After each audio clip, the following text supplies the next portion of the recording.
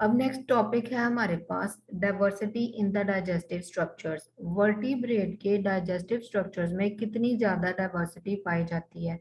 यहाँ पर हम बात करते हैं कि जो कंप्लीट डाइजेस्टिव ट्रैक है वर्टिब्रेट्स की, या हम इसको गट ट्यूब भी कह सकते हैं, ये हाईली स्पेशलाइज्ड होती है। ये बहुत ज्यादा स्पेशलाइज्ड होती है स्ट्रक्चर के एतबार से भी। इसके अलावा ये फंक्शन के एतबार से भी बहुत ज्यादा स्पेशलाइज्ड है। क्यों? ताकि जिस तरह का भी ये फूड ऑब्टेन कर रहे हैं उसकी डाइजेशन जो है वो प्रॉपर वे में हो सके। प्रॉपर डाइजेशन के लिए वाइड वैरायटी ऑफ फूड की इनकी जो स्ट्रक्चर और फंक्शन है इनकी डाइजेस्टिव ट्रैक का, वो बहुत ज्यादा जो है वो स्पेशलाइज्ड होता है। यानी उसमें इस इनके जो न्यूट्रिएंट्स ये ले रहे हैं, फूड वगैरह जो ये ले रहे हैं, उसको डाइजेस्ट करने की एबिलिटी बहुत ज्यादा स्पेशलाइज्ड होती है। अब अगर हम गट के बेसिक स्ट्रक्चर्स की बात करें कि इनकी जो डाइजेस्टिव ट्यूब है या जो डाइजेस्टिव ट्रैक है या जो गट ट्यूब है, इसके कौन कौन से पार्ट्स हैं, तो इसमें जो पहला पार्ट आता है वो है इनकी बकल कैविटी। बकल कैविटी के बाद जो सेकेंड पार्ट है वो है फेरेंक्स। फेरेंक्स के अलावा जो है नेक्स्ट पार्ट है इनका स्टमक। स्टमक के अलावा जो है buccal cavity, pharynx, stomach, small intestine, और इसके अलावा लार्ज इंटेस्टाइन, और लास्ट पे है जी रेक्टम और एनस। बेसिकली एक वर्टिब्रेट की जो गट ट्यूब है उसमें ये मेन पार्ट्स होते हैं इनकी buccal cavity, pharynx, stomach, small intestine, large intestine, rectum and finally anus. इसके अलावा जो डाइजेस्टिव ट्रैक है उसके साथ तीन इंपॉर्टेंट ग्लैंडुलर सिस्टम भी मौजूद होते हैं।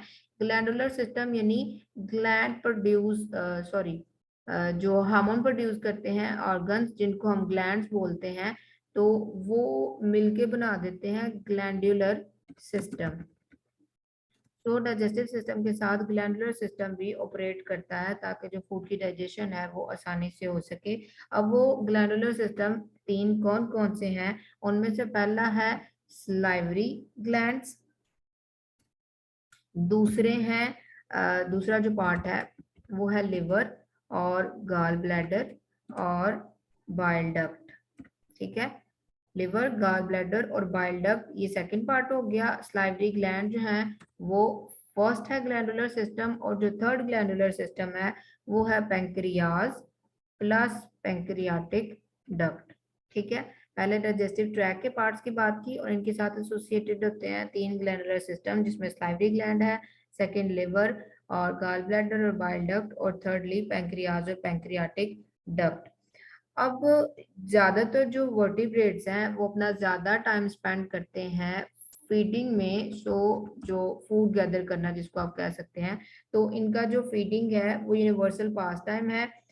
इनकी ऑरल कैविटी किस तरीके की हो सकती है, इनके टीथ कैसे हो सकते हैं, इंटेस्टाइन किस टाइप की होगी, या बाकी जो डाइजेस्टिव स्ट्रक्चर है वो किस तरह के हो सकते हैं।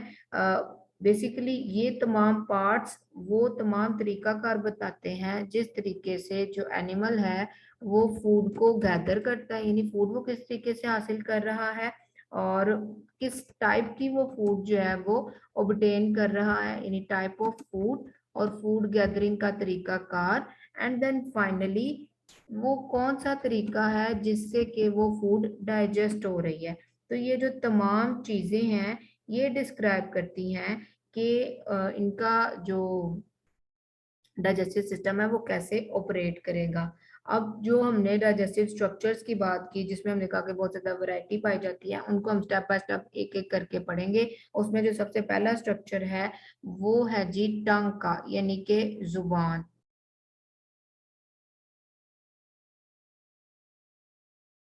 अब अगर हम टंग की बात करते हैं तो जितने भी वर्टिब्रेट्स हैं उनकी बक्कल कैविटी का जो फ्लोर है वहां पर टंग या टंग लाइक स्ट्रक्चर जो है वो डेवलप हो जाता है।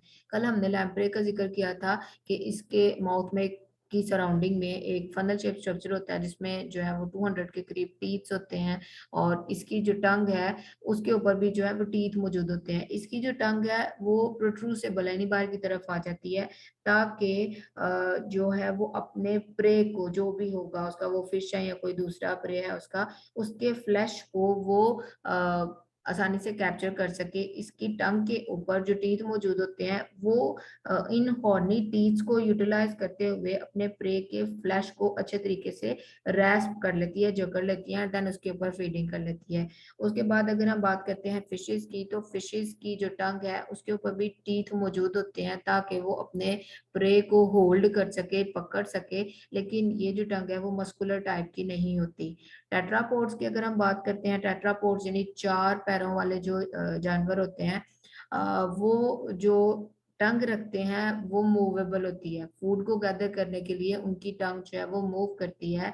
लाइक फ्रॉग्स, आपने देखा होगा कि किस तरीके से वो इंसेक्ट को कैप्चर करते हैं। सेलेमेंडर और इवन कुछ लिजर्ड जो हैं उनकी टंग प्रोट्रूसिबल है, तेजी के साथ वो बाहर की तरफ जाती है, इंसेक्ट को कैप्चर करती है और वापस माउथ के अंदर ले आती है। जैसे कि आपको इस पिक्चर में क्लियरली नजर आ रहा है कि किस तरीके से ये जुबान बाहर निकली, इसने इंसेक्ट को पकड़ा और इसको अंदर जो है वो इनगल्फ कर लिया।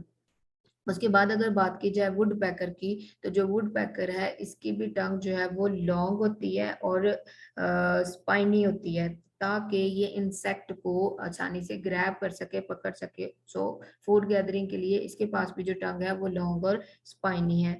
अगर हम बात करते हैं चींटियां खाने वाले मैमल्स की या टर्माइट ईटिंग मैमल्स की, तो उनकी भी जो है वो लॉन्ग स्टिकी टंग होती है। स्टिकी मतलब कि वो आसानी से जो इंसेक्ट्स हैं वो उसके साथ स्टिक कर जाते हैं, चिपक जाते हैं, एंड देन वो उनको अपने माउथ के अंदर ले जाते हैं।